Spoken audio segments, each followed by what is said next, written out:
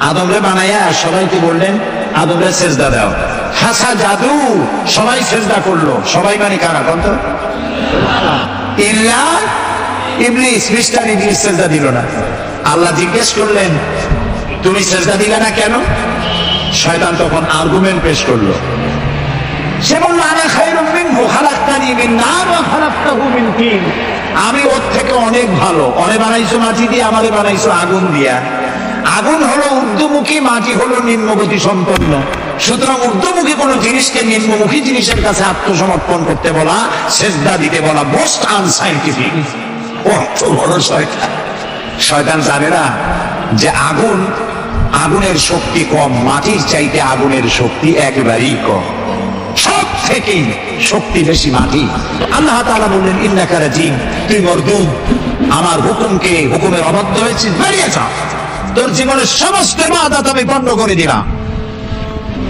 শয়তান বলল আল্লাহ তাআলা আমার ইবাদত গুলি আদমের কারণেই পণ্ড হলো, এতদিন কষ্ট করে ইবাদত করলাম, এর বিনিময় কিছু দেবে না?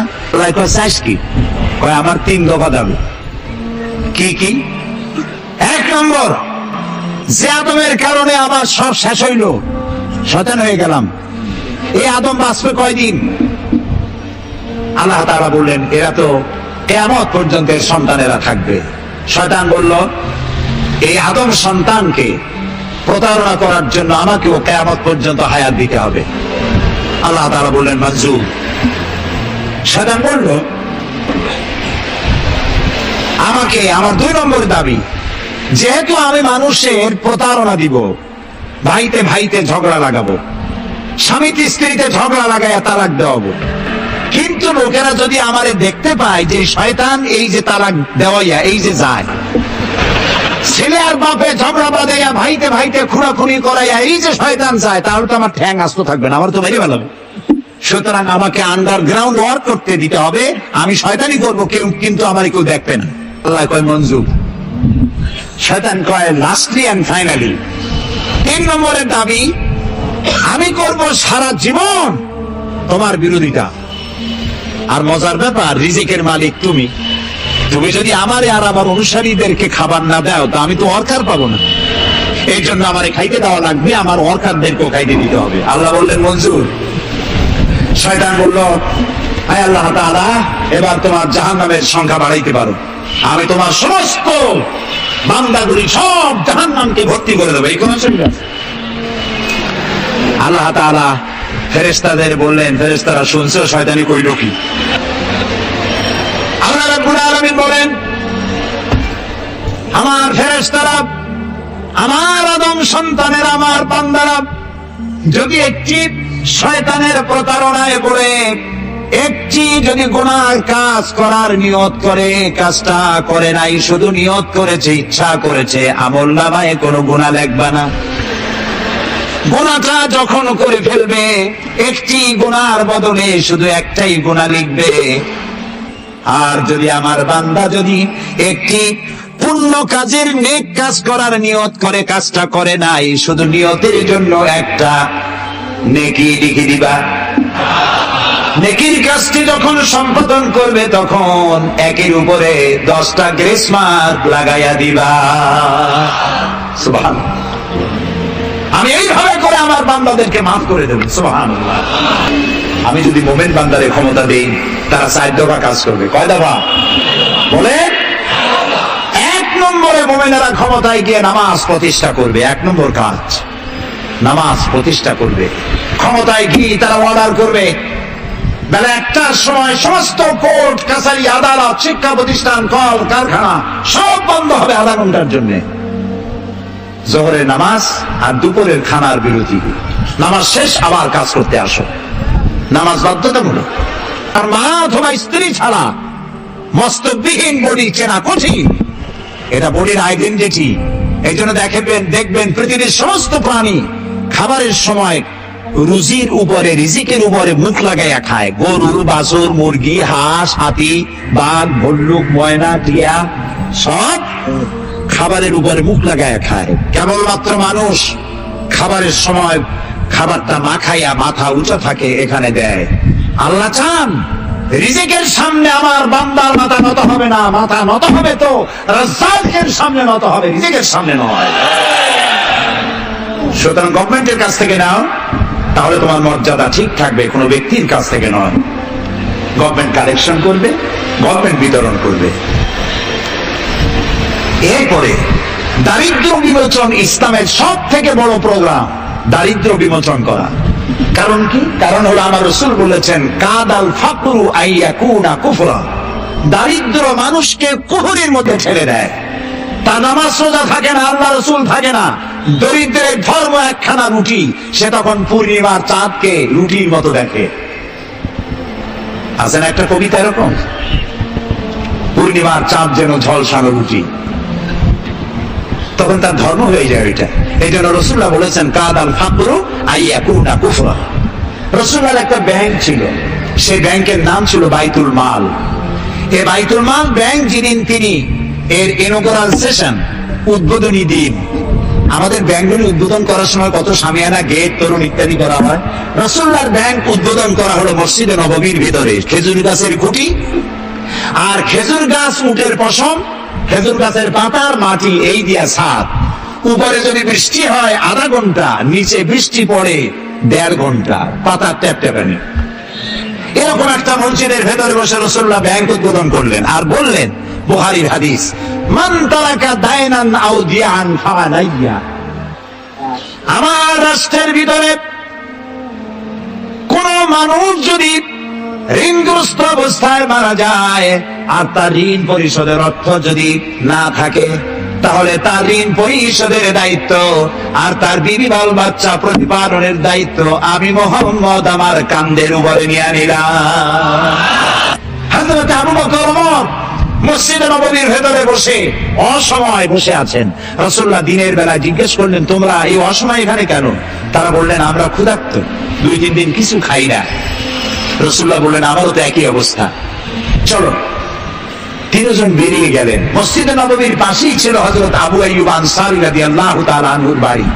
আমি 1973 সনে স্বাধীন বাংলাদেশের প্রথম হজ আমি করেছিলাম। 4733 টাকা ছিল বিমানের ভাড়া। তখন মসজিদে নববীর পাশেই ছিল আবু আইয়ুব আনসারী রাদিয়াল্লাহু তাআলা আনহুর বাড়ি।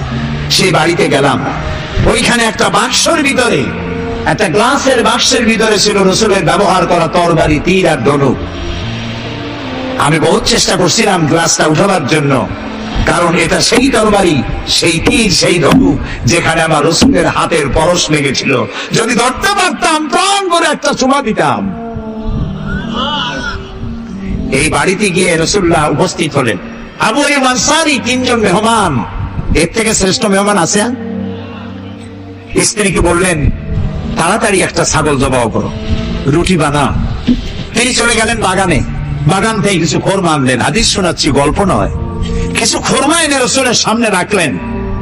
রাসূলুল্লাহ বললেন, এর মধ্যে কাঁচা পাকা, আধা পাকা 3 পদের খাজুর, আমি কোনটা খাবো? হযরত আবু আইয়ুব বলেন, 3 প্রকারের খেজুরে আপনি হাত দিবেন, কারণ আপনার হাত যে প্রকারের খেজুরের গায়ে লাগবে আমার বাগানে আল্লাহ রাব্বুল আলামিন সেই খেজুরে বরকত দিয়ে দিবেন। কিছুক্ষণ পরে রান্না হয়ে গেল, রাসূলের সামনে গোশত আসলো, রুটি আসলো।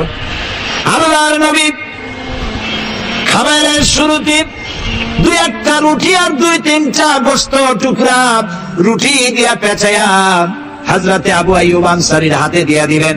বললেন, আবু আইয়ুব, এই রুটি আর গোশত টুকরা দিয়া যাও, আমার কলিজার টুকরা মা ফাতেমা গত 3 দিন হলো কিছু খায় নাই। দুনিয়ার মানুষের খাবার পৌঁছায়ছেন, নিজে না খেয়ে থেকেছেন। হযরত আয়েশা বলেছেন, 1 দিন 2 দিন না, মাসের পর মাস রাসূলুল্লাহর স্ত্রীদের ঘরে চুলায় আগুন জ্বলে নাই। হযরত ওমর রাদিয়াল্লাহু তাআলা আনহু রাসূলুল্লাহর ঘরে প্রবেশ করেছেন। এখনো ঘরটা আছে, মসজিদে নববীর কোণায় ছোট্ট ঘরটা, বিশ্বনবীর ঘর। তিনি ঘরের মধ্যে প্রবেশ করে দেখেন রাসূলুল্লাহ শুয়ে আছেন। তারপরে হযরত আবু বকর সালাম করলেন, রাসূলুল্লাহ উঠে বসলেন। হযরতে ওমর রাদিয়াল্লাহু তাআলা আনহু বাচ্চা শিশুর মতো ডুকরে কেঁদে উঠলেন। নবীজি জিজ্ঞেস করলেন, ওমর কাঁদো কেন?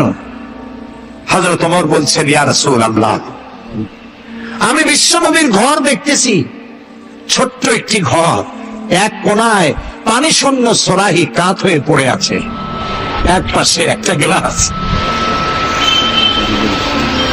আর আপনি যে বিছানায় শোয়া, চাদর নাই, বালিশ নাই, দড়ি দিয়া পুরানো খাটিয়ার উপরে শুয়েছিলেন, হাতের তলায়, মাথার তলায় হাত দিয়ে আপনার জান্নাতি শরীর মোবারকের পিঠের উপরে দড়ির দাগ আমি সহ্য করতে পারছি না ইয়া রাসূলুল্লাহ।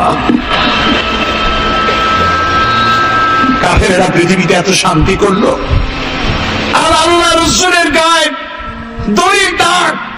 আপনি আমাকে অনুমতি দেন, আমি একটা তোষক আপনাকে বানায় এনে দিই। রাসূলুল্লাহ বললেন, ওমর, আমি যদি হুকুম করি, এই যে ওহদ পাহাড়টা আমার জন্য সোনায় পরিণত হয়ে যাবে। আমি পৃথিবীতে শান্তি করতে আসি নাই, এসেছি মানবতা মুক্তির জন্য, কল্যাণের জন্য। নবী করিম সাল্লাল্লাহু আলাইহি ওয়াসাল্লাম এই যাকাতের বিধান কায়েম করলেন। মানুষের দুয়ারে দুয়ারে খাবার পৌঁছে গেল, বৃদ্ধরা ভাতা পেল, বয়স্করা ভাতা পেল, বেকারেরা তাদের কাজের সংস্থান পেয়ে গেল। অবস্থা এমন হলো, হযরত ওমর ইবনে আব্দুল আজিজ রাহমাতুল্লাহ আলাইহির সময় যাকাত কে নেবে, যাকাত কে নেবে চিল্লানো হতো। একজন লোক পাওয়া যেত না যে যাকাত আমার দরকার। ইতিহাস লিখছে, ওই সময় একজন লোক তার সাত্তার টাকা নিয়ে ঘুরতেছে যে যাকাত কাকে দিবে। 3 দিন হলো যাকাত নেওয়ার মতো একটা লোক পেল না। অবশেষে ক্লান্ত হয়ে মরুদ্যানের মধ্যে বসে আছে। কিছু সময় পর দেখলো যে একটা লোক, ধুলায় ধূসরিত চেহারা, তিনি এসেছেন, হাতে একটা বড় টোপলা। এই লোকটি বলল, পথিক, আসসালামু আলাইকুম, আমি 3 দিন ঘুরলাম এই দেশে, একটা মানুষ পেল না যাকে আমি সাদকার টাকা, যাকাতের টাকা দিতে পারি। আপনাকে মনে হচ্ছে গরিব মানুষ, জামা কাপড় ময়লা, আপনি আমার এই টাকাগুলি নিয়ে আমাকে উদ্ধার করুন। লোকটি বলছে, তোমার মাথা ঠিক আছে কিনা আমি জানি না, তুমি কি মনে করছো যে আমার এই বস্তার মধ্যে ছেঁড়া খাতা? তোমার ওই টোপলায় যত টাকা, ওর থেকে অনেক বেশি টাকা আমার এই বস্তার ভিতরে। আমি 1 সপ্তাহ ঘুরতেছি, একটা গরিব মানুষ পাই না এই দেশে। এটি হলো যাকাতের কল্যাণময়তা, যাকাত ভিত্তিক অর্থ ব্যবস্থার কল্যাণময়তা। যারাই যাকাত দেয় না, অর্থকে সঞ্চিত করে, সোনা এবং রূপাকে সঞ্চয় করে, তাদের যারা নাকি রৌপ্য এবং স্বর্ণ সঞ্চয় করে, আমার রাস্তা খরচ করে না, মানে গরিবদের দেয় না, সঞ্চিত করে রাখে, তাদের জন্য কঠিন পীড়াদায়ক শাস্তির সুসংবাদ দাও।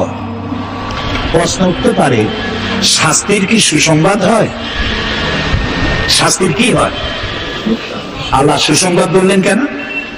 এটা বোঝাবার জন্য ছোট্ট একটি দৃষ্টান্ত যথেষ্ট। মা যদি ছেলেকে কন্ট্রোল করতে না পারে, দারুণ দুষ্ট, মা তখন বলে, দাঁড়া, তোর বাপ আসুক, আমি তারে নালিশ করবো, এমন পিঠটি দেবে তখন মজা টের পাবি। পিঠে কি মজা লাগে? তাহলে মজা বললো কেন? শাস্তির তীব্রতা বোঝাবার জন্য মজা শব্দ ব্যবহার করা হয়। এটা কোরআনে কারীমের বাগধারা। আল্লাহ তাআলা বলছেন, তীব্র শাস্তির সুসংবাদ দাও। স্বর্ণ আর রৌপ্য জমা করে রেখেছ, যাকাত দাওনি। আল্লাহ বলছেন, তোমাদের কিছু সংখ্যক ধনীদের মধ্যে তোমাদের সম্পদগুলি পুঞ্জীভূত হয়ে যাক, এটা আমি চাই না। এটা যাকাত, ফিতরা, সাদকা, এককালীন দানের মাধ্যমে গোটা জাতির মধ্যে পৌঁছে যাক, তাহলে মানুষের উপকার হবে। এমন একদিন আসবে যখন এই স্বর্ণ রৌপ্যকে জাহান্নামের আগুন দিয়ে জ্বালাইয়া সিল বানানো হবে, আর এই সিলগুলি তোমার কপালে, তোমার পার্শ্ব দেশে, তোমার পৃষ্ঠ দেশে সিল মারা হবে জাহান্নামের আগুন দিয়ে, আর বলা হবে, হাদা মা কানাসতুম লিআনফুসিকুম, এই হলো তোমার সেই সব সঞ্চিত সম্পদ যা তুমি সঞ্চয় করে রেখেছিল, আল্লাহর রাস্তায় খরচ করো নাই।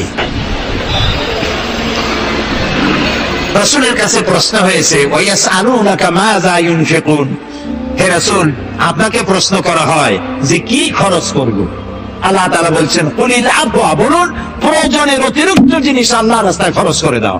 আমরা প্রয়োজনের অতিরিক্তটা ব্যাংকে জমা রাখি, আল্লাহ বলেন খরচ করো, যত খরচ করবে আল্লাহ তত বাড়াই দিবেন। দেখেন না আল্লাহ বাড়াই কেমনে?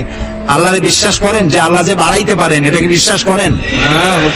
এটি তো ইমানের প্রশ্ন। কেউ যদি জবাব দিতে ব্যর্থ হন তাহলে তো কুলক্ষণ। আল্লাহ কি সম্পদ কমানো আর বাড়ানোর মালিক কে?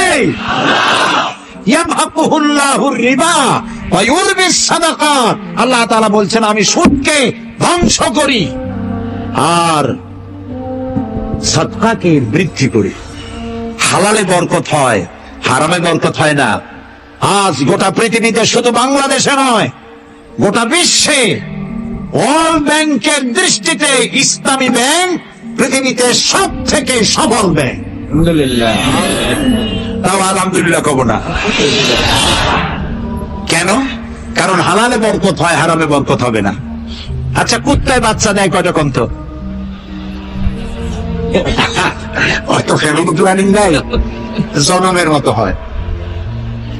এই কুত্তাগুলি যদি সব বাঁচত তাহলে বরিশাল দিয়ে হাঁটতে পারতেন? কুত্তার জ্বালায় হাঁটতেই পারতেন না। গরুতে, গাভীতে বাছুর দেয় কয়টা বছরে? একটা, মাত্র একটা। আর মুসলমানেরা গরু যা জমের খাওয়া খায়, তারপরেও কুত্তা বেশি না গরু বেশি? এই কারণে যেহেতু গরু হালাল তাই গরুতে বরকত, কুত্তা হারাম তাই বরকত নাই। আল্লাহ তাআলা বলছেন তোমার সম্পদের ভিতরে গরিবদের অধিকার আছে। গরিব তোমার করুণার পাত্র নয়, যাকাত দিয়ে আসো তার বাড়ি যায়। তবে শাড়ি আর লুঙ্গি দেওয়া কোন অর্থবহ কাজ নয়। কি দিবেন? রাসূলুল্লাহর কাছ থেকে শিখুন। ওই যে একজন আসলো, ভিক্ষা চাইলো, বললো তোমার কি কিছু নাই? বললো আছে। কি আছে কন্ত? মাশাআল্লাহ, জানি সবাই, কিন্তু আমল করি না। দুনিয়ায় যত ভালো কথা সব বলা হয়ে গেছে, বাকি আছে শুধু পালন করা। রাসূলুল্লাহ তাকে বললেন কম্বল আনো। বিক্রি করে কিনলেন কি? কুড়াল। রাসূলুল্লাহ তার নিজের পবিত্র হাত দিয়ে কুড়ালে হাতল লাগাই দিলেন। বললেন যাও জঙ্গলে কাঠ কাটো, বাজারে বিক্রি করো, ভিক্ষা কোনোদিন আর করবা না। 1 বছর পর, হাদিস শুনুন, 1 বছর পর ওই ভিক্ষুক এসে বলছেন আসসালামু আলাইকা ইয়া রাসূলুল্লাহ। হুজুর আপনি আমাকে চিনেছেন? আমি সেই ভিক্ষুক যে ভিক্ষা নিতে এসেছিলাম। আপনি আমাকে ভিক্ষা না দিয়ে কুড়াল দিয়েছিলেন। কুড়াল দিয়া কাঠ কাটিয়া বাজারে বিক্রি করে আমার কাছে এখন যাকাত দেওয়ার মতো অর্থ জমা হয়ে গেছে। এটার নাম ইসলাম। শুধু নামাজ রোজা জিকির আজগারের জন্য শুধু নয়, নামাজ রোজা জিকির আজগার তো করব, কিন্তু আমার মানুষকে দারিদ্র বিমোচন করতে হবে। সুতরাং যাকাতের টাকা দিয়ে একটা শিক্ষিত বেকার যুবককে একটা কম্পিউটার কিনে দেন, একটা বিধবা মহিলাকে একটা সেলাই মেশিন কিনে দেন। তার সতীত্ব সে বাঁচাতে পারবে। ক্ষুধার জ্বালায় মানুষ যখন অসহনীয় পর্যায়ে চলে যায়, তখন সে দেহ ব্যবসার মতো নিকৃষ্ট পর্যায়েও চলে যায়। যারা এই ধরনের জিকির করেন, আমার মনে দারুণ প্রশ্ন, জবাব খুঁজে পাই নাই। আল্লাহর কলেমাকে খণ্ডিত করে জিকির করার পারমিশন কোন হাদিস দিয়েছে? কে দিয়েছে এই পারমিশন? লা ইলাহা ইল্লাল্লাহ, এটা হলো পূর্ণাঙ্গ কালেমা, কমপ্লিট হচ্ছে মুহাম্মদুর রাসূলুল্লাহ। আফজালুল যিকর লা ইলাহা ইল্লাল্লাহ। কতক্ষণ লা ইলাহা ইল্লাল্লাহ, কতক্ষণ ইল্লাল্লাহ ইল্লাল্লাহ ইল্লাল্লাহ। এর অর্থ কি? আল্লাহ ছাড়া, আল্লাহ ছাড়া, আল্লাহ ছাড়া। আল্লাহ ছাড়া কি? কমন সেন্সের শুধু কমন বাদ দিয়া শুধু সেন্সও যদি থাকে, কোন মুসলমানের এমন জিকির করা উচিত নয়। তবে common sense is very uncommon. দুর্ভাগ্য জাতি। প্রিয় ভাই সব, দারিদ্র বিমোচনের জন্য আল্লাহ তাআলা এসব ব্যবস্থা করে রেখেছেন। কাজ করে খাও, আয় থেকে দায় শোধ করো। আপনার পুকুর কেটে চতুর্দিকে পুকুরের কান্দায় পেঁপে গাছ লাগান, কলা গাছ লাগান। হাঁস পালেন, হাঁসগুলি পানিতে সাঁতার কাটবে, ভেতরে মাছ থাকবে। হাঁসের পায়খানা খেয়ে মাছ বড় হবে, হাঁস বড় হয়ে ডিম দেবে। এই ডিম বিক্রি করবেন, মুরগি বিক্রি করবেন, পেঁপে বিক্রি করবেন, কলা বিক্রি করবেন। মানুষের কাছে হাত পাতার চাইতে নিকৃষ্ট কাজ আর নাই। ভাত কম খাবেন, সকালবেলায় ডিমের পুষ, দুপুর বেলায় 1 স্লাইস টুস, সন্ধ্যাবেলায় ফলের জুস, খাওয়া শেষ। বউ তো কথা শোনে না। হাজারো কাজ করে ঘরমুক্ত হয়ে স্বামী ফিরেছে, বিবি সাহেবা বেগম সাহেবা এখন ধরে হাতে ভেরিটি ব্যাগ নিয়ে স্বামীর সামনে থেকে হন হন করে যাচ্ছে। স্বামী বেচারা কষ্ট করে জিজ্ঞেস করছে, তুমি কই যাও? বলছে, আই এম ভেরি বিজি। ছেলে হয়েছে কয়টা? সব গুন্ডা, মাস্তান, মাথায় এত বড় চুল, হাতে এত বড় নখ। মেয়েগুলি বয়ফ্রেন্ড নিয়ে কোথায় চলে গেছে। বেটা বাড়ির কাজের লোক, কাজের মেয়েদের হাতের দেওয়া খানা খাইলো, আদর পাইল না, যত্ন পাইল না, সম্মান পাইল না, খাইয়ে টেয়া নিজে নিজে শুয়ে আছে। এতগুলা ঘুমের ট্যাবলেট খাইছে, ঘুমও আসে না। কিন্তু তুমি মেয়ে রিক্সাওয়ালা, ঠেলাওয়ালা, কুলি মজুর, সারাদিন কাজ করে পোলাও চাউল কিনতে পারো নাই, মোটা চাউল কিনেছো, খেসারির ডাল কিনেছো, একটু কিনে বাড়িতে বউ রান্না করেছে। আমি এই চোখে দেখা কথা বলি, আল্লাহ তাআলা এই বয়সে কম দেখান নাই। কমলাপুর রেল স্টেশনের বস্তি দেখেছি, অনেক বস্তি এলাকায় গিয়েছি। স্বামী বসে খাচ্ছে, ঘরমাক্ত রিক্সা চালায় আসছে, 2.5 মণে বস্তা টানে আনছে। স্ত্রী খাবার তুলে দিচ্ছে, আরেকটু খাও, খুব কষ্ট করেছো, আরেকটু খাও। ওর ঘরে ফ্যান নাই, কাপড়ের আঁচল দিয়ে স্বামীর কপাল মুছে দিচ্ছে, আরেকটু খাও, এত কষ্ট করো তুমি। ওর ঘরে ফোমের বিছানা নাই, চটের মতো শক্ত বিছানা, বালিশ নাই, ইটের মতো শক্ত, চাপ কাপড়ের একটু কভার দাও। এরকম একটা বালিশের উপরে সারাদিনের শ্রান্তি আর ক্লান্তি নিয়ে আর ঘুমায় গেছে। কোনো ওষুধ খাওয়া লাগে না। শান্তি কি বড় লোক হলে হয়? শান্তি দেওয়ার মালিক আল্লাহ। শান্তি দেওয়ার মালিক কে? আল্লাহ তাআলা। আল্লাহ তাআলার কি দয়া, সুন্দরবন বানাই দিয়ে প্রোটেক্টেড করেছেন, তাও আমরা সুবহানাল্লাহ বলবো না। এই সুন্দরবন রক্ষার জন্য গভর্নমেন্ট পাহারাদার লাগিয়েছে, কিন্তু পাহারাদারেরা নিজেরাই রক্ষকরা হইছে ভক্ষক, জন্মের খাওয়া খাইতেছে।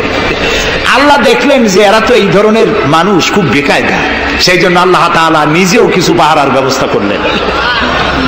সেই পাহারাদার কে? Royal Bengal tiger. যদি সামনে পড়েন 10 কোটি টাকা ঘুষ দেবেন, এ কথা শুনলেও আপনারে ছাড়বে না।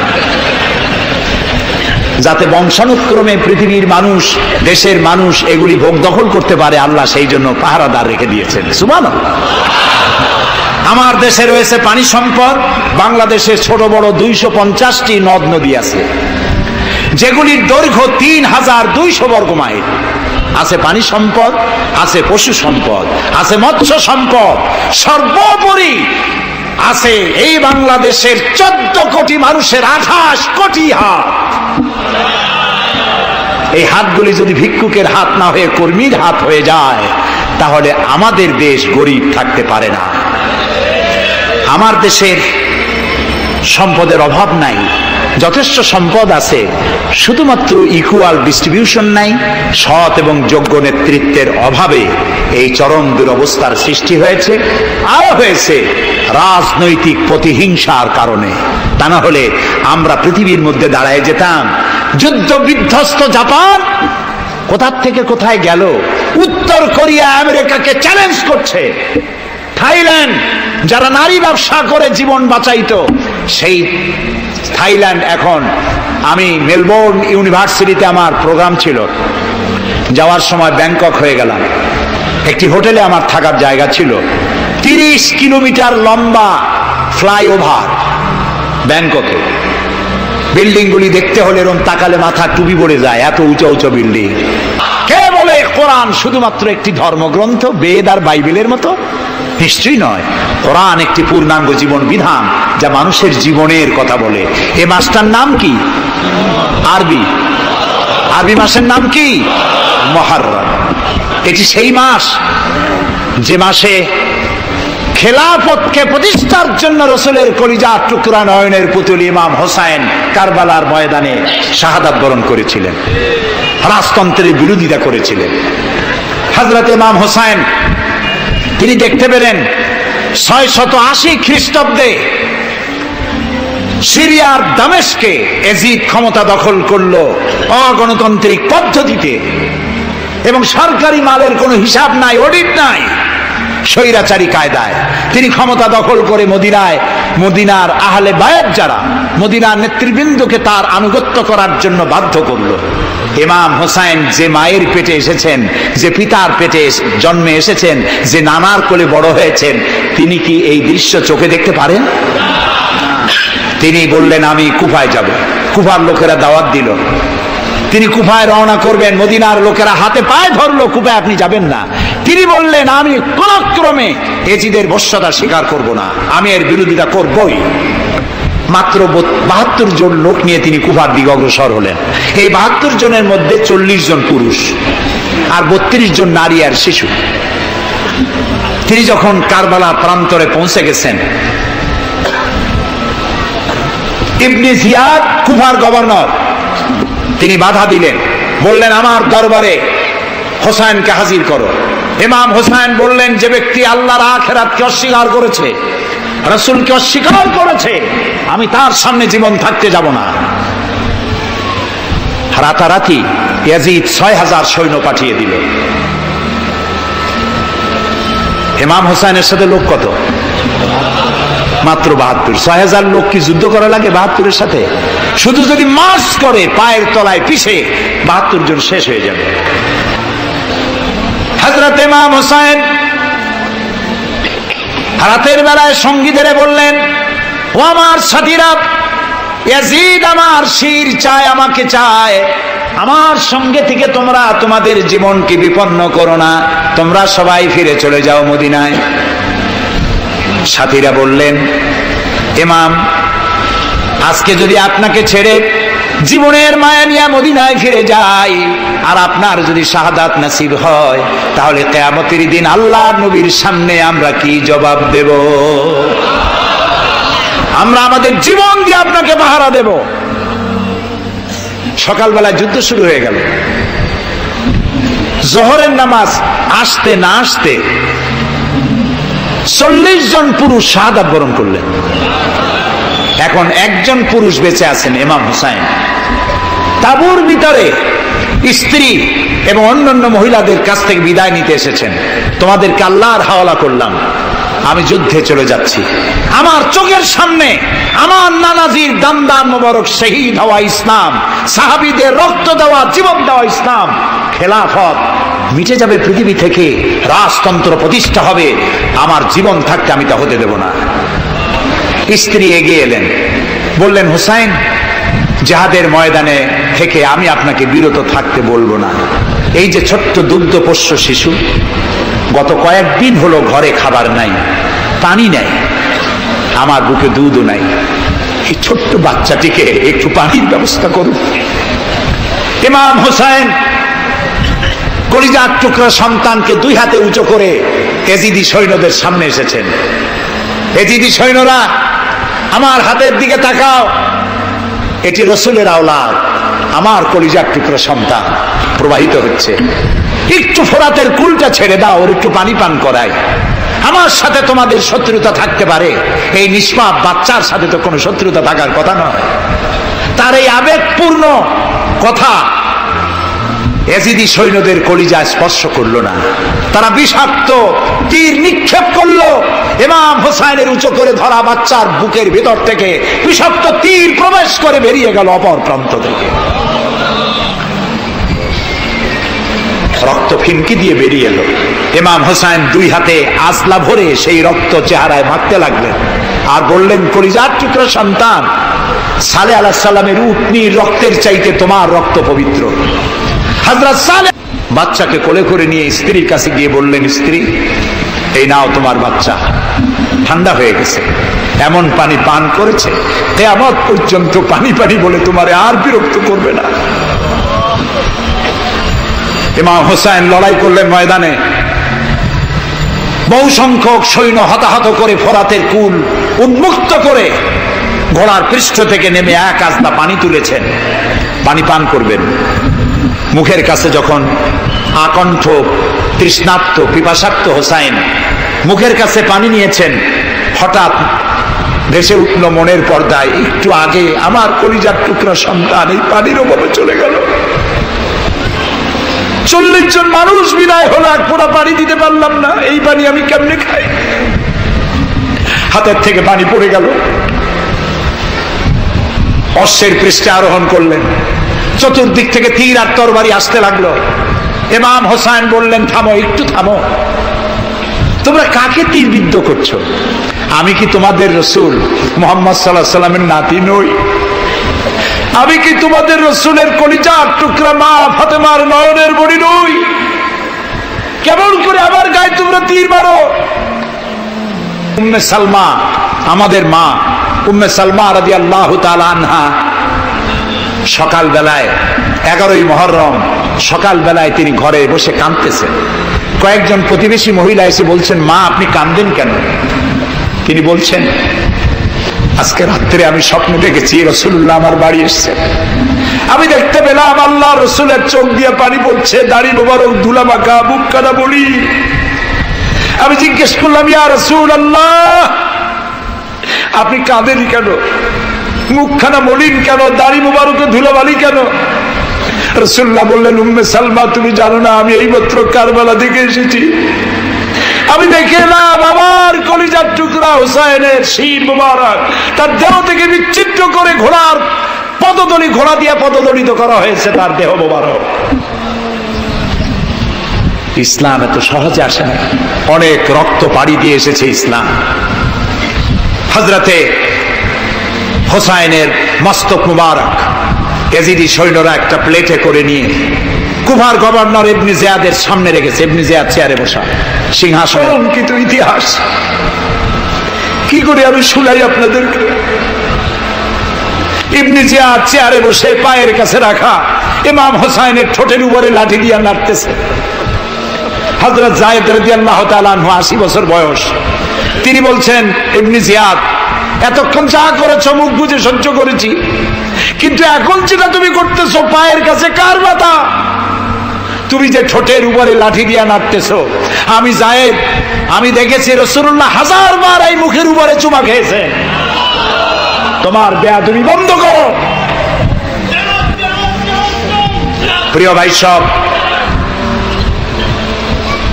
রাজতন্ত্র নয়, পরামর্শ ভিত্তিক সমাজ ব্যবস্থা প্রতিষ্ঠার জন্য আল্লাহ তাআলা ইসলাম দিয়েছেন, দ্বীন দিয়েছেন। সেই জীবন ব্যবস্থা ইসলাম আজকে এই পৃথিবীতে মুসলমানদেরকে সন্ত্রাসী জাত হিসেবে চিহ্নিত করার জন্য, উগ্র জাতি হিসেবে, সহিংস জাতি হিসাবে, অগণতান্ত্রিক জাতি হিসাবে প্রমাণিত করার জন্য পাশ্চাত্য শক্তি তারা নবী করিম সাল্লাল্লাহু আলাইহি সাল্লামের ব্যঙ্গচিত্র এঁকে দুনিয়ায় ছড়িয়ে দিয়েছে। আজকে জুমার খুতবায় আমি কসাই মসজিদে বলেছিলাম, রাসূলুল্লাহর মাথার উপরে বোমা আকৃতির পাগড়ি বেঁধেছে, পাশে 2টা অর্ধনগ্ন মেয়ে লোক রেখেছে। নাউজুবিল্লাহ। তোদের মতো অসভ্য আছে পৃথিবীতে? ডেনমার্ক, আমেরিকা, ইউরোপ, তোমরাও কি মানুষের মতো কাজ করেছ? বিশ্ব নবী পৃথিবীতে সব দিয়েছেন, কিছু নেন নাই। তাকে অপমান করার অর্থ হচ্ছে মানব সভ্যতাকে অপমান করা। রাসূলকে অপমান করার ক্ষমতা কারো নাই। তার সম্মান পাহাড় সমান নয়, তার সম্মান আকাশ সমান নয়, রাসূলের সম্মান আল্লাহর আরশ পর্যন্ত। আমার ভাইরা, হযরত ইব্রাহিম আলাইহিস সালামের কথা আল্লাহ পাক কোরআনে কারিমে বলছেন, সবর কারে কয় দেখো, শেখো সবর কারে কয়।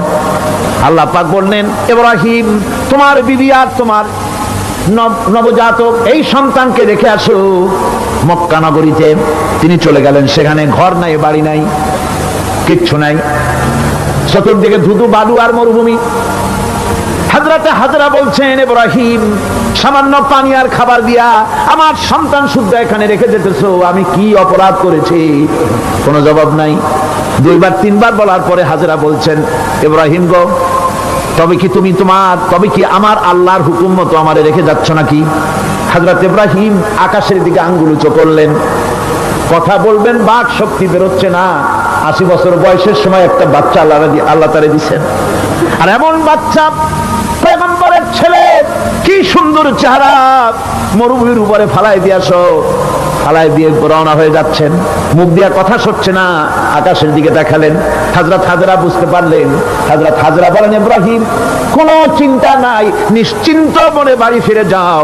আমি আমার আল্লাহর উপরে এতটা ভরসা করে আল্লাহর হুকুমে যদি আমার এখানে রেখে যেয়ে থাকো, আল্লাহ পাক আমাকে আর আমার কলিজার টুকরা ইসমাইলকে পানিতে আর খাবারে মারবেন না, অবশ্যই তিনি ব্যবস্থা করবেন। ব্যবস্থা হয়ে গেল। হযরত ইসমাইল বড় হয়ে গেলেন। আল্লাহ পাক অর্ডার করলেন, জবাহ করো ছেলেকে। হযরত ইব্রাহিম আলাইহিস সালাম যখন জবাহের প্রস্তাব করলেন, হযরত ইসমাইল তা আপত্তি করতেন, বাবাজি আমার মায়ের আর আমাকে বাচ্চা অবস্থায় ফেলে গেলেন, খাবার দেন নাই, পরার দেন নাই, বছরের পর বছর আমাদের এখানে কাটলো, দেখতেও আসেন নাই, আজ আসছেন জবাহ দিতে, এটা কেমন কথা, কি ধরনের বাপ আপনি? এরকম বলছে নাকি? এরকম বলছে। হযরত ইব্রাহিম আলাইহিস সালাম প্রস্তাবটা কিভাবে পারলেন?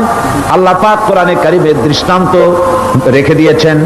আল্লাহ পাক বলছেন, হযরত ইব্রাহিম ছেলেকে বললেন, ইয়া বুনাইয়া, ইয়া বুনাইয়া, হে আমার কলিজার টুকরা লাডলা, হে আমার কলিজার টুকরা সন্তান, ইন্নী আরা ফিল মানাম আন্নী আযবাহুক, আমি স্বপ্নে দেখছি আমি যেন তোমাকে জবাহ করতেছি, ফানজুর মাযা তারা, তোমার রায় কি বলো? আমি তো স্বপ্নে দেখছি যে আমি তোমার জবাহ করতেছি, এখন তোমার রায় কি, তোমার মত কি? হযরত ইসমাঈল আলাইহিস সালাম শুনিয়া দিলেন দৌড়, নাকি না? হযরত ইসমাঈল আলাইহিস সালাম ধৈর্যের প্রতীক, তিনি কি কথা বললেন? তার মুখের কথা কোরআন শরীফে আল্লাহ পাক উঠায় দিলেন। হযরত ইসমাঈল বললেন, ইয়া আবাতি ফাআল মা তুমারু সাতাজিদুনি ইনশাআল্লাহু মিনাস সাবিরিন, হে আমার পিতা, আপনি যে ব্যাপারে আদিষ্ট হয়েছেন আপনি তা পালন করুন, অবশ্যই আমাকে ধৈর্যধারীদের মধ্যে পাওয়া যাবেন। সুবহানাল্লাহ। হযরত ইসমাঈল বললেন, আব্বাজান আমি ধৈর্যধারীদের ভিতরে আমারে পাবেন, তবে জবাহ করার আগে আমার হাত পাটা একটু বেঁধে নেন, কারণ জবাহের যন্ত্রণায় আপনার গায়ে যদি আমার হাত পাও লেগে যায় তো বেয়াদবি হয়ে যেতে পারে, আর আমি মরে আমার জবাহ হয়ে যাওয়ার পর আমার রক্ত মাখা জামাটা নিয়া আমার মা হাজরারে দিবেন, কারণ তাকে মা বলবার মতো আর তো কেউ নাই। হযরত ইব্রাহিম তাকে বাঁধবার জন্য প্রস্তুতি নিলেন। হযরত ইসমাঈল বলছেন, আব্বাজান বাঁধবেন না, বান্দার প্রয়োজন নাই। বলে কেন? একবার বাঁধতে বললে আবার তুমি নিষেধ করছো কেন? ছেলে বলছেন, আব্বাজান বাঁধবো না এই জন্যে, হয়তো কিয়ামতেই প্রশ্ন উঠতে পারে যে আল্লাহর হুকুমে রাজি ছিল না বলে হাত পা বাঁধা জবাহ করছে, আমি এই সুযোগ দিব না, আপনি জবাহ করেন, আমি এতটুকু নড়াচড়া করব না। ধৈর্যের চরম প্রতীক হযরতে ইসমাঈল আলাইহিস সালাম দেখাই দিয়েছেন ধৈর্য কারে কয়। আমার বন্ধুগণ, এই পৃথিবীর সবচাইতে ধৈর্যের বড় প্রতীক হতেছেন ইমামুল মুরসালিন, আশরাফুল আম্বিয়া, সাইয়্যিদুল মুরসালিন, জনাবে মুহাম্মাদুর রাসূলুল্লাহ সাল্লাল্লাহু আলাইহি ওয়াসাল্লাম। আমার বন্ধুগণ, সবচাইতে বড় ধৈর্যের প্রতীক তিনি।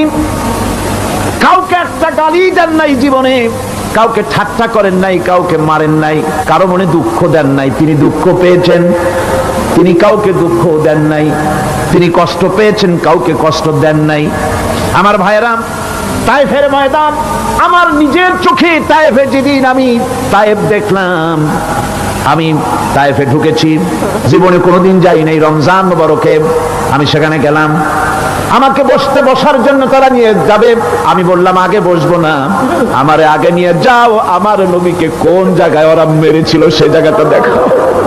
তায়েফের সেই গলিতে যখন আমি গিয়েছি, দুই দিকে পাহাড় দাঁড়ানো, তায়েফের লোক আমার সাথে ছিল, তারা বলল এই জায়গাটা প্রথম যেখানে চতুর্দিক থেকে নবীজিকে পাথর মারছিল আর আল্লাহর নবী বেহুশ হয়ে পড়ে গিয়েছিলেন। 3টা দিন না খাওয়া,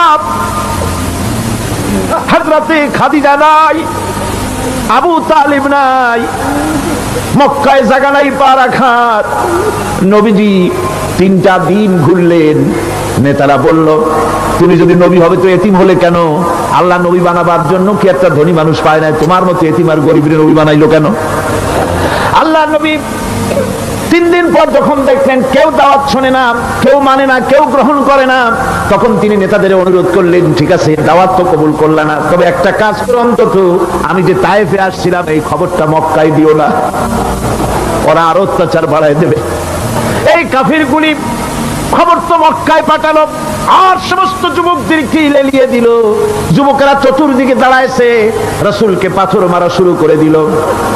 আমি যখন রেল লাইনের থেকে হাঁটি, যখন রেল লাইন কোনো সময় দেখি, রেলের পাথরগুলি, রেল লাইনের পাথরগুলি দেখলে আমার মাথায় যেন কেন তাইফের কথা মনে এসে যায়। আরে মানুষের গায়ে পাথর মারলে কি অবস্থার সৃষ্টি হয়! পাথর নূরের শরীর, রহমতের শরীর, কিটি কিটি রক্ত ঝরছে। নবীজিকে জোর করে উঠাইয়া জবরদস্তি করে হাঁটার জন্য তারা ধাক্কা মারতেছে।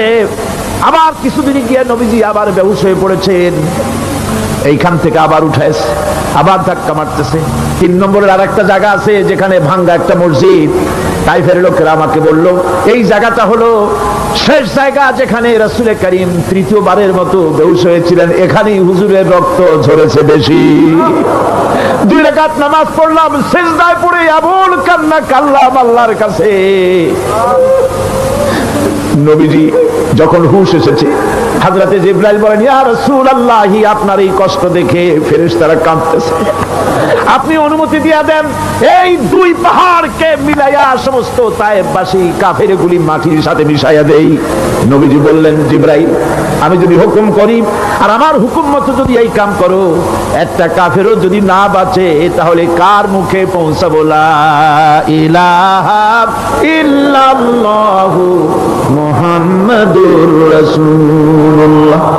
আমার ভাইরা, হুজুর সাল্লাল্লাহু আলাইহি ওয়াসাল্লাম উঠে বসলেন। এমন সময় হযরতে যায়েদ শরীরের রক্তগুলি মুছে দিতেছেন। হুজুর সাল্লাল্লাহু আলাইহি ওয়াসাল্লাম বসে 2খানা হাত উত্তোলন করলেন। নবীজির চোখ থেকে পানি গড়ায় পড়তেছে। আরে কেউ নাই, আল্লাহ ছাড়া কেউ নাই সাহায্য করার। নবীজি হাত তুলে মুনাজাত করতেছেন, চোখ দিয়া পানি পড়ে দাড়ি ভিজে পড়তেছে, গায়ে দিয়া রক্ত ঝরতেছে। নবীজি কি দোয়াটা করলেন? বদদোয়া করলেন না, গজব দিতে বললেন না।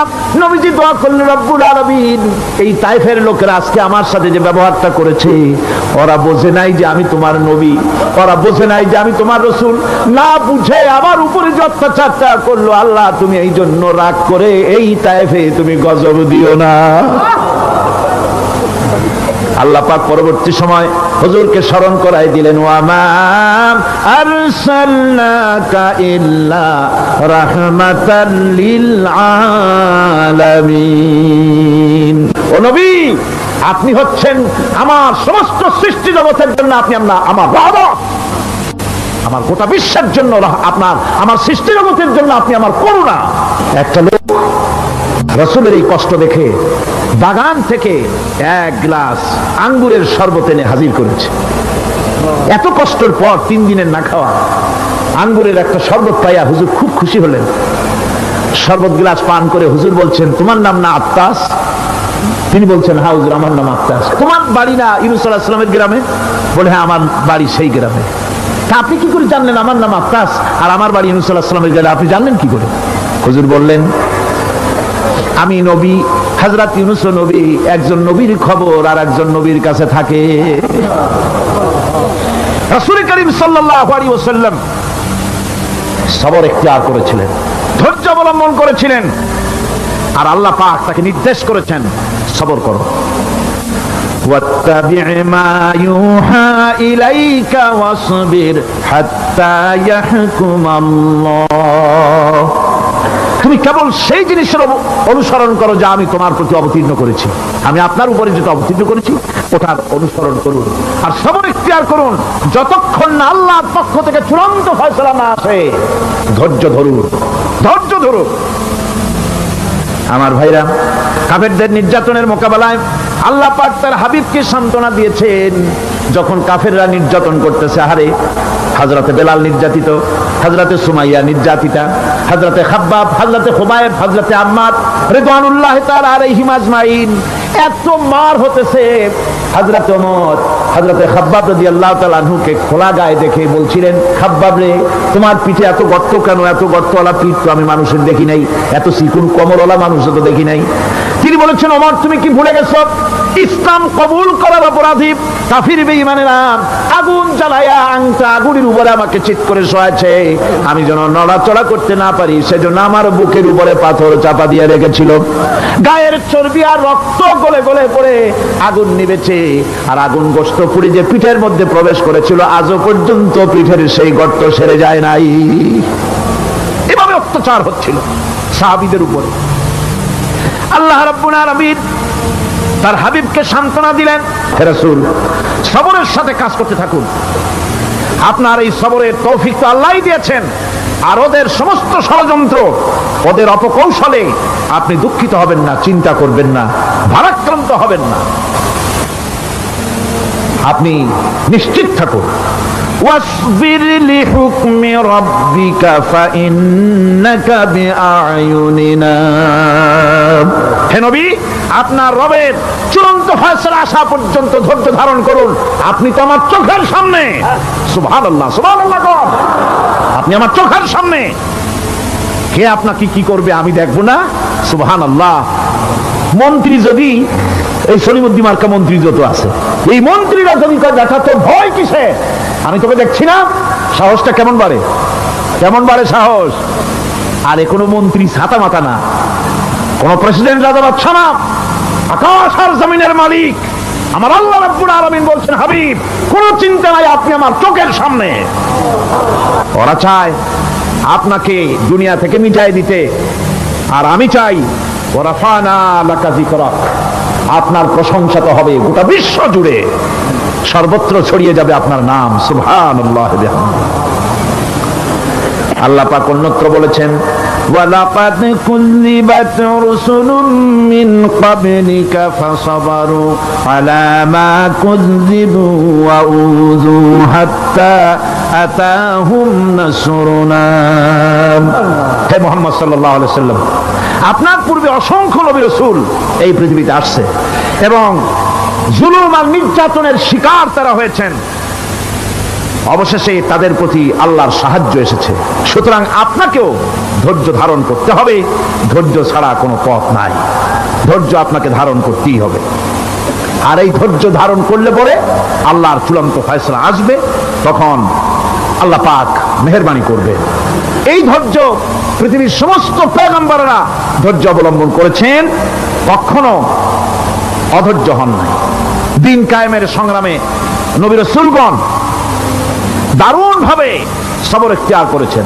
বৃদ্ধ বরং আল্লাহ রাব্বুল আলামিন তাদের প্রতি সন্তুষ্ট হয়েছেন, যারা এই ধৈর্য ধরেছে তাদের উপরে সন্তুষ্ট হয়ে আল্লাহ রাব্বুল আলামিন বলেছেন, ওয়া কাআইয়্যিম মিন নাবিয়্যিন কাতালা মাআহু রিব্বিয়ুন কাসীর। এর আগে অনেক নবী এসেছিলেন যাদের সাথে বহু আল্লাহওয়ালা লোক লড়াই করেছেন। ফামা ওয়াহানু লিমা আসাবাহুম ফি সাবিলিল্লাহি ওয়া মা যাফু ওয়া মাস্তাকানু।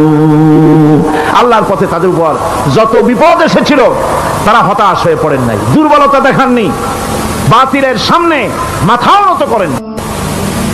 ওয়াল্লাহু ইউহিব্বুস সাবিরিন।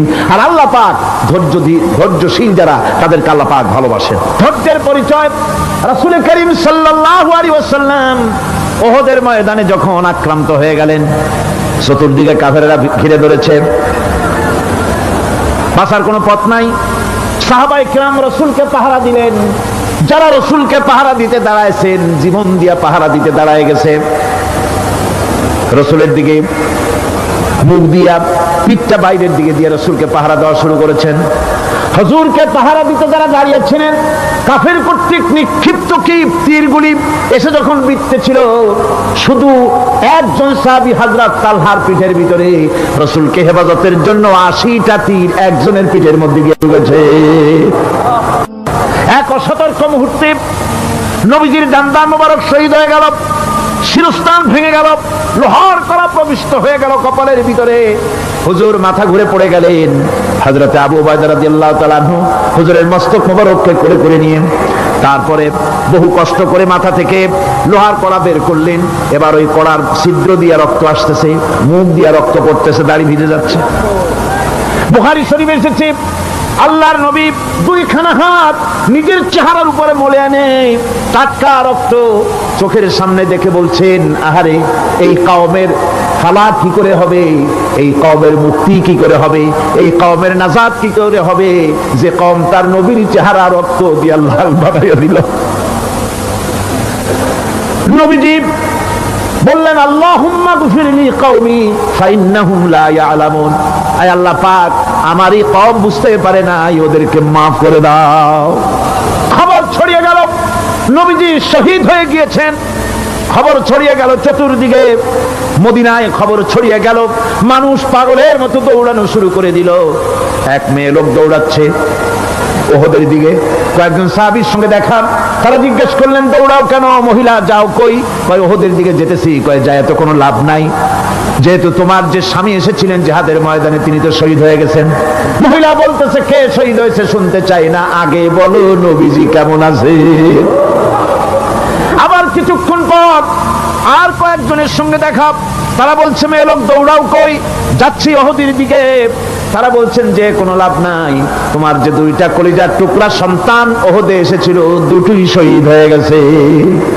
মা বলতেছি, ও সাহাবী, কে শহীদ হয়েছে শুনতে চাই না, তাড়াতাড়ি করে বলো আল্লাহর নবী মুহাম্মদ রাসূলুল্লাহ সাল্লাল্লাহু আলাইহি ওয়াসাল্লাম কেমন আছেন। দৌড়াতে দৌড়াতে ওহদের মাঠে সাহাবায়ে কেরাম পরিবেষ্টিত।